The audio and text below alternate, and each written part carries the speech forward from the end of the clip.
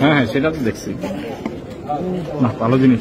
পালাবি কোথায় রে ভাই, এরা জেনজি রে বাবা, এদের সাথে পাঙ্গা নিয়ে পার পাবা না। ডাকাত ধরতে শিক্ষার্থীরা ড্রোন ব্যবহার করে খুঁজছে, যে ভিডিও এখন সোশ্যাল মিডিয়াতে ভাইরাল। ইতিমধ্যে অনেকে জানে সরকার পতনের পর পুলিশ সদস্যরা নিজেদের যান বাঁচাতে একের পর এক পুলিশ স্টেশনগুলোতে তালা লাগিয়ে কর্মবিরতির ঘোষণা দেয়। অ্যান্ড এরপরই রাজধানীর বিভিন্ন এলাকা সহ বিভিন্ন জেলা উপজেলাতে গভীর রাত হলে ডাকাতি লুটপাটের ঘটনা বেড়েই চলছে। যেন গভীর রাত মানে এক আতঙ্ক।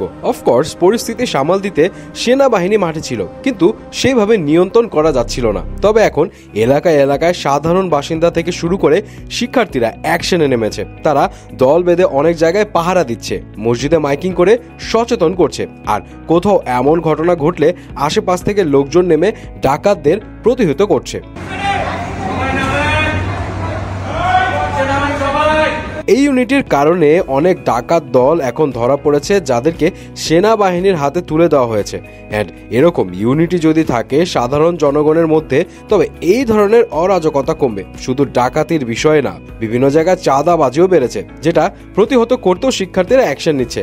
আমাদের দেশ এখন কঠিন সময় দিয়ে যাচ্ছে, আর যেহেতু এটা কোনো সিনেমা না, তাই নায়ক মুভির মতো একদিনে ব্যাপক পরিবর্তন আনা অ্যান্ড সব কিছু কন্ট্রোল করা সম্ভব না, সময় লাগবে। কিন্তু এটাও মানতে হবে, জনগণের ইউনিটির পাশাপাশি যদি আইন শৃঙ্খলা বাহিনী, বিশেষ করে পুলিশ যখন মাঠে থাকবে, তখন এইসব ডাকাতরা আর সাহস পাবে না।